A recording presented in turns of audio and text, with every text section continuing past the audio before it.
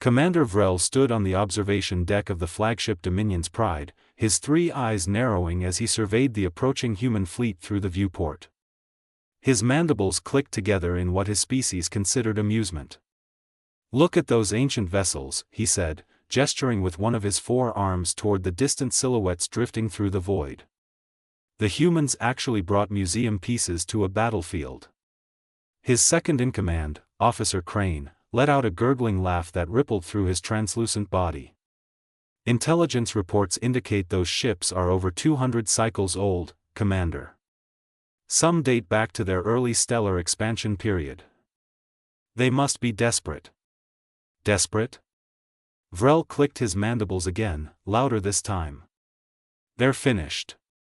The Galactic Council gave them one final chance to surrender their outer colonies peacefully, and this is their response? Scrap metal held together with hope and stupidity?" The bridge crew erupted in laughter. Vrel felt satisfaction wash over him. This would be the easiest conquest in his 30-year military career. "Sir," called out Tactical Officer Dren from her station, "the human fleet is maintaining formation at grid coordinate 779. They're not advancing or retreating. Just sitting there." "Of course they are," Vrel replied, waving a dismissive hand. "They probably can't move any faster without their engines falling apart." "How many vessels?" 42, sir. All classified as destroyer class or smaller. Our fleet numbers 117 warships, including 3 dreadnoughts." Vrel's confidence swelled. "Open a channel to their flagship. Let's give them one last opportunity to avoid annihilation." The view screen flickered, and a human face appeared. The creature looked old, with white hair cropped short and a face lined with wrinkles. But his eyes, those eyes held something that made Vrel momentarily uncomfortable. They were cold, calculating, completely devoid of fear. "I am Commander Vrel of the Dominion Fleet. You are outgunned, outmanned, and flying in vessels that belong in a scrapyard. Surrender now, and your deaths will be swift." The human smiled, showing his teeth in that peculiar way his species did. "Commander Vrel. I'm Admiral Marcus Cole of the Terran Defense Initiative." "Those are generous terms, but I'll have to decline." Vrel felt his irritation growing. "Admiral Cole, surely you can see the futility of resistance. Your ships are relics. Our weapon systems alone are more advanced than anything you're flying in." "Relics," Cole repeated, his smile widening. "Yes, I suppose that's accurate. These ships are old. Very old. They've been in mothballs for decades, waiting. We kept them in storage, maintained them, preserved them. Do you know why? Sentimentality?" Vrel sneered. "History," Cole said simply. "These vessels, Commander, fought in the Unification Wars. They survived the Battle of Proxima. They broke the siege at New Olympus. Every single ship in this fleet has seen combat that would make your military engagements look like training exercises." Vrel laughed again, and his crew joined in. "Old battle glory means nothing against modern firepower. This is your final warning, human. Power down your weapons and prepare to be boarded." Cole leaned forward, and his expression turned deadly serious. "No, Commander. This is your final warning. Turn your fleet around and leave this system. Right now. Because if you don't, you're about to learn why humans keep these particular ships in reserve." "Threatening me with antiques?" Vrel's amusement turned to anger. "Dren, target their flagship. Fire a warning shot across their bow." "Yes, sir." A pulse of energy lanced across space, passing within meters of the human flagship. It was meant to intimidate, to show overwhelming force. Cole didn't even flinch. "Wrong choice," the Admiral said quietly. Then his image disappeared from the screen. "Sir." Dren's voice rose in pitch. "The human vessels are powering up their systems. I'm reading massive energy spikes across their entire fleet. So what? Vrel snapped. Those old reactors probably take forever to warm up. Target all ships and prepare to fire on my command. But something was wrong. The human ships, those supposedly ancient relics, were beginning to glow. Not just their engines. Their entire hulls were illuminating with a strange blue-white light that pulsed like a heartbeat. "Commander," Crane said, his voice losing its earlier confidence, "those energy readings, they're off the scale. This doesn't make sense. How can ships that old generate that much power?" Vrel felt the first stirrings of genuine concern. "What kind of weapons are they charging?" "I don't know, sir. I've never seen signatures like this before. It's like nothing in our databases." Then the human fleet moved. Not slowly, not with the sluggish acceleration of outdated drives. They surged forward with terrifying speed, closing half the distance between the two fleets in seconds. "Impossible!" Vrel shouted. "No ship that size should be capable of that acceleration." "Sir, we're receiving a transmission. Audio only. It's being broadcast across all frequencies." "Play it." A single word echoed through the bridge, spoken in a calm, almost gentle voice that somehow made it more terrifying. Admiral Cole's voice. "Fire." And then the human warships thundered to life. The first salvo from the human fleet tore through space like the wrath of forgotten gods. Vrel watched in absolute horror as beams of concentrated energy, the color of molten stars, punched through the shields of his forward destroyers as if they were made of tissue paper. "Evasive maneuvers," he screamed, but his voice was drowned out by the chaos erupting across the bridge. Alarms shrieked, consoles exploded in showers of sparks, and his crew scrambled to understand what was happening. 3 destroyers down. Dren reported, her voice cracking with panic. 4 more heavily damaged. "Sir, their weapons technology, it's not matching anything we know.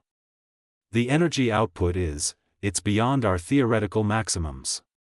Vrel gripped the command rail, his knuckles turning pale. "Return fire.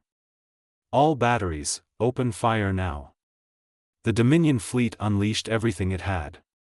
Missiles streaked through the void, energy cannons blazed, and plasma torpedoes spiraled toward the human vessels. It should have been enough to obliterate a fleet 10 times their size, but the humans simply flew through it all. "Direct hits confirmed on multiple targets," Tactical reported. "But sir, their armor, it's absorbing everything.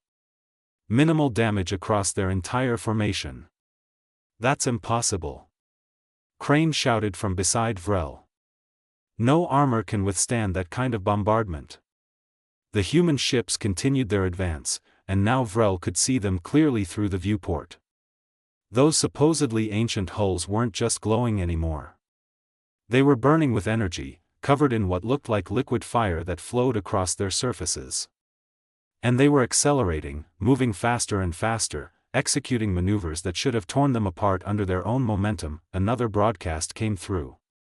Cole's voice, still calm, still collected. "You wanted to know why we kept these ships, Commander Vrel? Let me educate you. These vessels were built during humanity's darkest hour, when we fought ourselves to near extinction. They were designed by people who understood something your civilizations have forgotten." "What?" Vrel whispered, unable to look away from the carnage unfolding before him. "That war isn't clean. It isn't honorable. It's brutal, ugly, and absolute. These ships don't have your fancy shields or your elegant weapon systems. They have armor 30 meters thick, made from alloys we don't even produce anymore because they're too expensive, too heavy, too impractical for modern warfare. They have reactors that run so hot they could melt a moon. And their weapons?" The human fleet opened fire again, and this time Vrel watched in crystal clarity as one of his dreadnoughts, the Eternal Victory, simply came apart. Not exploded. Came apart, as if something had reached inside it and pulled it to pieces. "Gravity cannons," Cole continued, his voice almost conversational. Rail guns that fire projectiles at 0.3% light speed. Fusion lances. Particle beams. Weapons so powerful, so dangerous, that we banned them after the Unification Wars because they were too effective at killing. But we never destroyed them. We just put them away, along with the ships that carried them, and we waited. Retreat. Vrel finally found his voice. All ships, fall back. Emergency jump, now.